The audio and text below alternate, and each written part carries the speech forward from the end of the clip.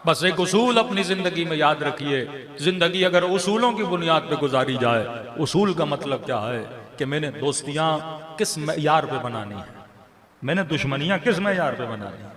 मसलन एक मुल्क में अपना दुश्मन समझूं, मसलन पाकिस्तान इंडिया को अपना दुश्मन मानता है, इंडिया पाकिस्तान को अपना दुश्मन मानता है, ईरान मसलन इसराइल को अपना दुश्मन मानता है, इसराइल ईरान को अपना दुश्मन मानता है, दुबई वालों ने कहा नहीं हमारा दोस्त है, ओमान ने कहा नहीं हमारा दोस्त है। अब सवाल यह है कि एक मुसलमान दोस्ती कर रहा है, दूसरा मुसलमान दुश्मनी कर रहा है। फिर निचली सतह पे आ जाए, आपका मोहल्ला है, आपका एक भाई एक बंदे से बात करता है, दूसरा भाई कहता नहीं मेरी इससे नहीं बनती, मैं बात नहीं करूंगा। रिश्तेदारों में आ जाए, यही चीजें पाई जाती हैं। एक ही घर के 4 अफराद हैं, 2 अफराद एक बंदे से बात करते हैं, 2 बात नहीं करते। सवाल यह है मेरी नाराजगी का मेयार क्या है, मेरी दोस्ती का मेयार क्या है, मेरी मोहब्बत का मेयार क्या है, मेरी नफरत का मेयार क्या है। अब आइए मुआशरे में कि कहते हैं कि इमाम जमाना के ज़हूर से दज्जाल आएगा। दज्जाल का मतलब क्या? एक आंख वाला। इसमें मैंने कई मजालिस पढ़ी, एक आंख का मतलब क्या है? जिंदगी का मेयार, ये बंदा जो जिंदगी गुजारेगा ये किसकी आंख से दुनिया को देखकर फैसले करेगा? क्या हुज्जत खुदा की आंख से देखेगा, अल्लाह की आंख से देखेगा, ऐनुल्लाह से देखेगा या ऐन दज्जाल से देखेगा?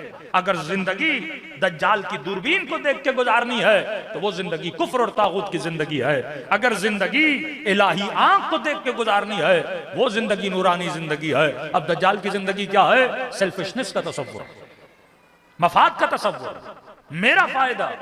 कॉन्ट्रैक्ट की बुनियाद क्या होनी चाहिए? मफादात। आज जंग क्या है पाकिस्तान? मफादात की जंग है। इंटरनल मफाद, एक्सटर्नल मफाद। फॉरेन पॉलिसी किस बुनियाद पे बनाई जाए? कहा जाता है मफाद की बुनियाद पे बनाई जाएगी। कौन मुल्क हमें पैसा ज्यादा देगा, कौन असलहा ज्यादा देगा, मफाद की बुनियाद पे। दोस्तियां मफाद की बुनियाद पे। अब एक बंदे से मैं दोस्ती कर रहा हूं, ये नहीं देखा जाएगा बंदा शराबी है, जानी है, झूठा है, दुश्मन अहले बैत है, सेकुलर है, लिबरल है, किस में यार का? नहीं, बंदा पैसे वाला है। दोस्ती करूंगा तो माल मिलेगा, दोस्ती करूंगा तो क्या होगा? कॉन्ट्रैक्ट ज्यादा बनेंगे, दोस्ती करूंगा तो फायदे होंगे, माशरे में चलूंगा तो ये मुझे सपोर्ट करेगा। मतलब दोस्ती का मेयार क्या बना? ये वही दज्जाली आंख है कि मैं दोस्तियों का मेयार, बेटियों के रिश्तों का मेयार, बेटों की शादियों का मेयार, मेरे जिंदगी में सिलेक्शन का मेयार, मेरी जिंदगी में चुनाव का मेयार, मेरी जिंदगी में इलेक्शन का मेयार क्या बना? ये वो आंख है कि तू किस बुनियाद पे चीजों को चुनता है।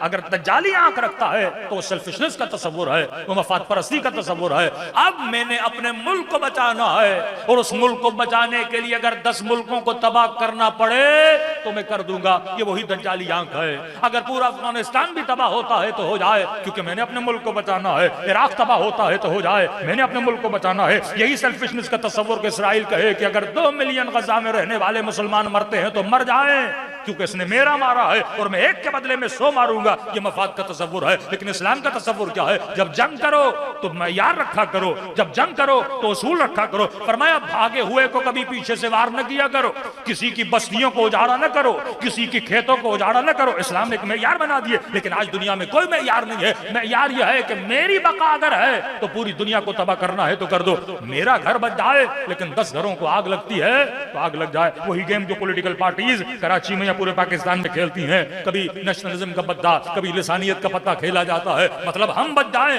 हमारा वोट बैंक बन जाए, हमारी वैल्यू बढ़ जाए। और उस वैल्यू को बढ़ाने के लिए अगर मैंने 10 लोग मरवाने भी हैं तो ये बाज़ औक़ात अपने बंदे भी मरवा देते हैं। मजलूम बनने के लिए अपने बंदे मरवा देते हैं ताकि मुआशरे में हमारी क्या बने? वैल्यू बने। ये वही सेल्फिशनेस का तस्वुर है। लेकिन हुसैन ने करबला में सर कटा दिया, अपने मफाद के लिए नहीं, दीन खुदा के लिए।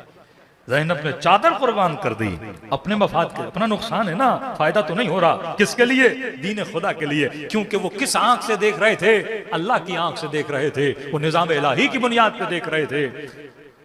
अपना असद जो है, सीरिया का प्रेसिडेंट जो है, उसको ऑफर दी गई बाकायदा कि जाओ ईरान को पैगाम दो कि अगर ये इसराइल को तस्लीम कर दें तो हम पूरे खित्ते का किंग बनाएंगे, जिस तरह शाह ईरान पूरे मिडिल ईस्ट के किंग था। आप जितनी भी उस जमाने में सियासतदानों की शादियां देखेंगे, शाह ईरान की शादी मिस्र से, उस वक्त भुट्टो फैमिली में ईरान से, यानी हर बंदा ये चाहता था या अपनी बेटी दें या वहां से किसी को लें, क्योंकि जिस तरह आज सऊदी अरब है, हर बंदा किंग खानदान से कुछ चीज लेना चाहता है, अबू धाबी से रिश्ते करना चाहता है, क्योंकि मिडिल ईस्ट को तकसीम किया जाता है कि ये पावर इस मुल्क को दिया जाएगा, का पूरा पावर आपको देंगे, पूरे खित्ते में आपकी ताकत होगी, आपका मजहब, आपका फिरका हावी हो जाएगा। जिस तरह एक फिरके को पूरी फैसिलिटीज दी गई, वो फिरका बढ़ता गया, हालांकि कम तादाद में थे, लेकिन आप देखें कई मुल्कों में उस फिरके को बढ़ाया गया, फैसिलिटेट किया गया, आपको भी करेंगे, पर शर्त यह है कि आप हमें मान जाओ। कभी आपका क्या जाता है, वो तो शिया है नहीं, उनकी आपसे बनती नहीं, आप उसे हमें मान लो, पूरे खित्ते में आपको पूरा पावर दिया जाएगा। लेकिन इन्होंने कहा नहीं, अगर हमारे मुल्क पे मसाइल आते हैं आ जाए, हम हुसैनी हैं, कम हम उसूलों पे कॉम्प्रोमाइज नहीं करेंगे।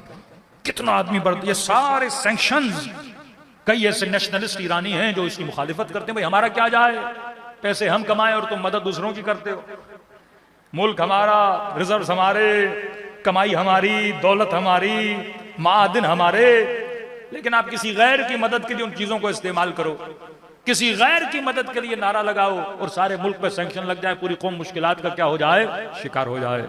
लेकिन जो ऊपर बैठे थे उन्होंने कहा नहीं, इमाम हुसैन का एक उसूल है, कूनु लिज़ालिम खस्मा वलिल मज़लूम औना, कुछ भी हो जाए, अगर नारा लगा है हुकूमत महदी का, अगर नारा लगा है कि हम इमाम ज़माना के मानने वाले हैं, तो हमारा किरदार भी तो बताए ना कि हम किसके मानने वाले हैं। और देखिए आज खुदा ने पूरी दुनिया में ये शरफ है ना, ये इज्जत है ना, कि ताकत वाले, दौलत वाले आज खामोश हैं, लेकिन जो किल्लत में हैं, लेकिन वो फिर भी मजलूम की सदा के लिए आवाज को क्या कर रहे हैं, बुलंद कर रहे हैं। सबसे पहले यमनियों ने आवाज दी कि हम तैयार हैं, ईरान ने कहा हम तैयार हैं, लुबनानियों ने कहा कि हम तैयार हैं, इराकियों ने कहा कि हम तैयार हैं। यानी जिन चारों जगह से आवाज आ रही थी, चारों के चारों हैदर कर्रार के मानने वाले थे।